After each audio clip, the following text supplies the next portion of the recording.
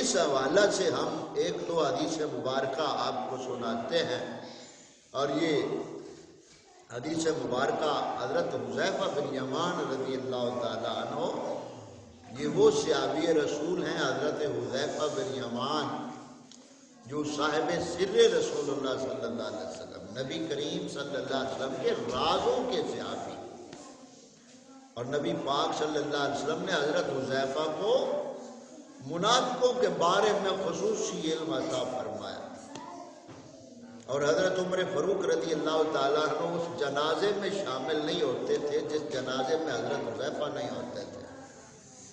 یہ وہ حذیفہ بن یمان ہے۔ آپ فرماتے ہیں، یہ بخاری شریف میں ہی روایت ہے، صفحہ نمبر 403 ہے، حدیث کا نمبر 713 ہے، اور جلد نمبر 8 ہے۔ یہ وابی ترجمہ ہے داؤد راز کا، جو یہ سیٹ تحفے میں بھی دیتے ہیں، طلباء کو، مولویوں کو تحفے میں دیتے ہیں۔ مجھے بھی تحفے میں ہی ملا تھا یہ بوٹے والا میں سے، لیکن اللہ کا یہ فضل ہے کہ ہم یہی پڑھ کر ان کی لکھی ہوئی باتیں ان کو دکھاتے ہیں کہ یہ تمہاری لکھی ہوئی ہے، یہ بیان کیوں نہیں کرتے۔ تو یہ بخاری شریف یعنی شرح وابی نے کی ہے داؤد راز۔ اس میں حضرت حذیفہ بن یمان رضی اللہ تعالیٰ عنہ فرماتے ہیں، قال فرمایا، ان المنافقین اليوم شر منہم علی عہد النبی صلی اللہ علیہ وسلم کانوا یومئذ یسرون والیوم یجہرون۔ یعنی آپ فرمان دیں حضرت حذیفہ بن یمان، یعنی دور صحابہ کی بات ہو رہی ہے۔ دور صحابہ میں آپ فرماتے ہیں کہ آج کل کے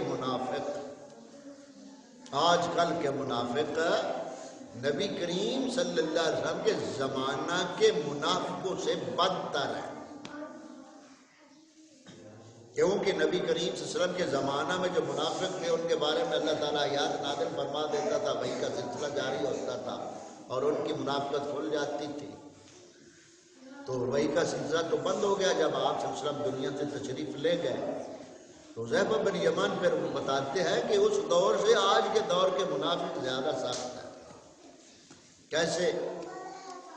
یہ زیادہ بدتر ہیں، کیونکہ اس وقت چھپاتے تھے اور آج کل تو کھلم کھلا اظہار کر رہے ہیں۔ آج کل کھلم کھلا منافقت کا اظہار کر رہے ہیں۔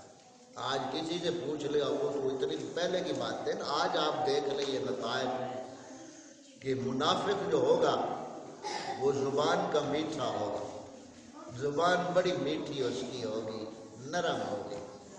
یہ منافق کی پہچان، میٹھی زبان ہوگی اس کی، اور دل میں کفر ہوگا۔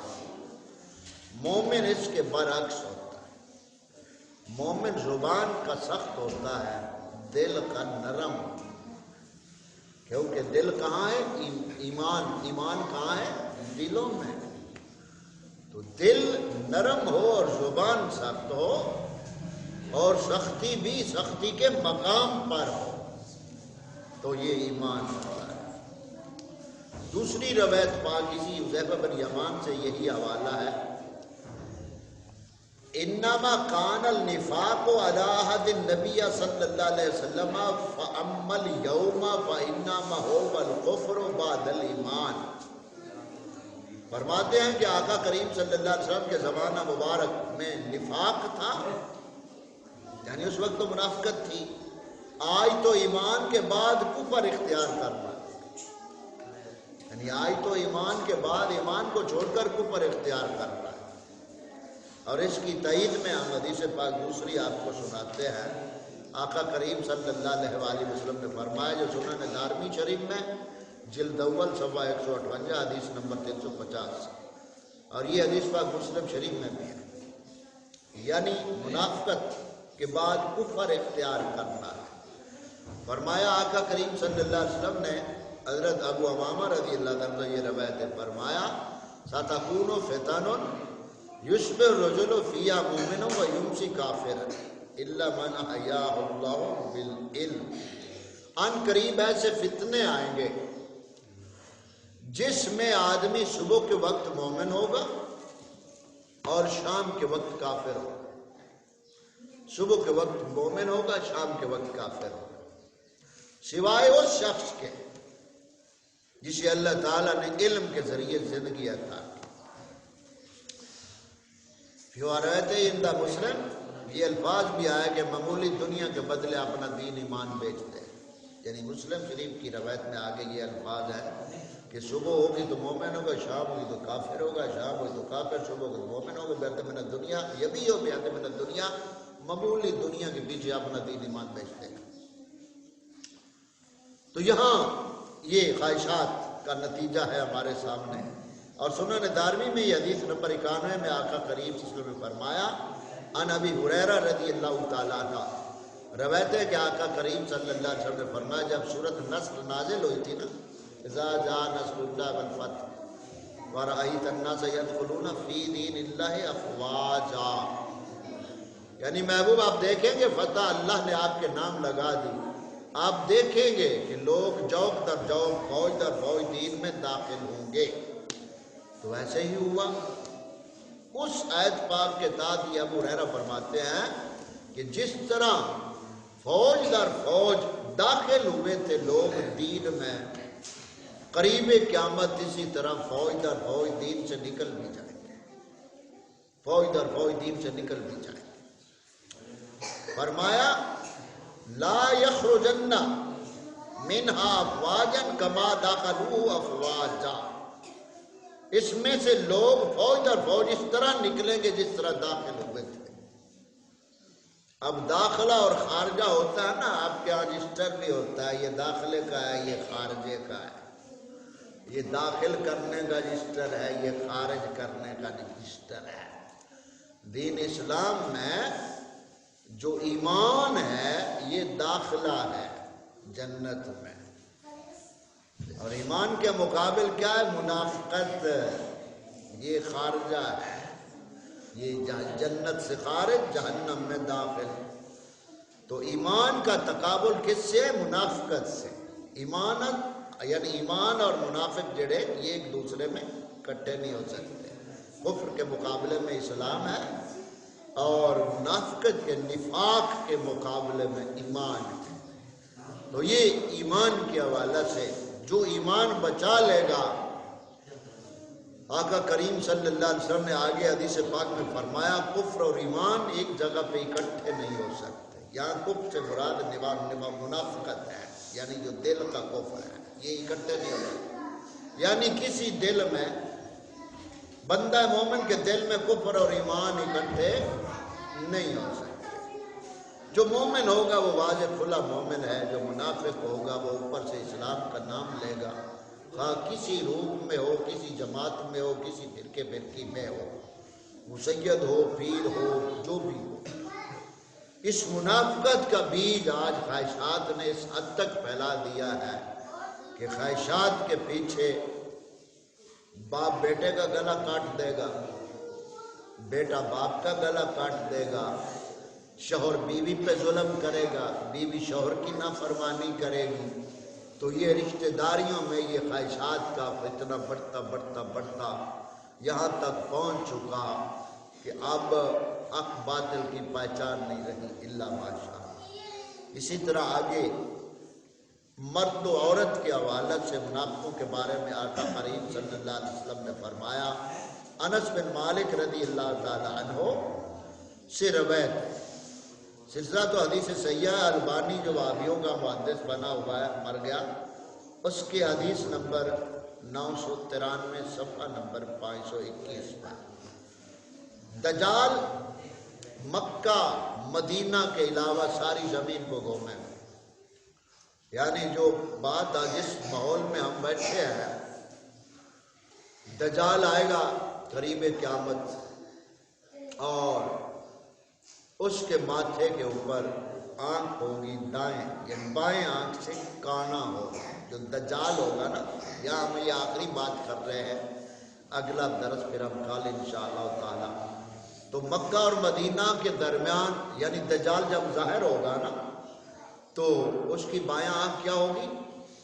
کاڑی، بائیں آنکھ سے کانا ہوگا۔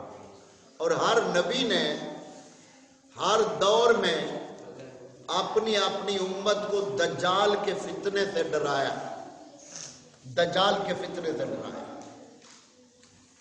لیکن کسی نبی نے بھی اپنی امت کو دجال کے حلیے کے بارے میں نہیں بتایا۔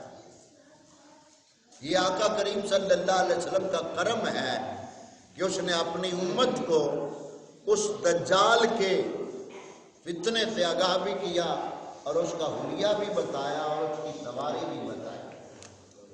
گدھے پہ سوار ہوگا دجال، گدھے پہ سوار ہوگا، بائیں آنکھ سے کھبی آنکھ سے کانا ہوگا اور سر کے اوپر لٹ ہوگا، اس کے سر کے اوپر لٹ ہوگا، یعنی لٹے سر کے اوپر ہوگی۔ یہ اس کا نقشہ نمونہ آقا کریم صلی اللہ علیہ وسلم نے بتایا۔ یہ مسلم شریف میں تواتر کے ساتھ حدیث پاک میں یہ باتیں ہیں۔ تو یہ دجال کے نمونے کی سمجھ آ گئی۔ بائیں آنکھ سے کانا ہوگا، گدھے پہ سوار ہوگا، سر کے اوپر کیا ہوگی؟ لٹے ہوں گے۔ تو یہ وہ مائیں غور کریں یا وہ باپ جو ہیں بچوں کے، جو ایسے پیروں خنزیروں کے پاس جا کر کہتے ہیں جی فلانے پوچھ دا پیر ہے میرا، تو پیر نے آکھنا بھی لیٹے دی ایک نہیں کٹوڑی، جدو میں آکھاں گا ادو یہ وال کٹنے نے، یہ تو پہلے نہیں کٹنے۔ یہ لٹاں یہ دجال والی نسل نو آئیاں نے، محمد عربی صلی اللہ علیہ وسلم دے دین شریعت جنہوں کا کوئی تصور نہیں۔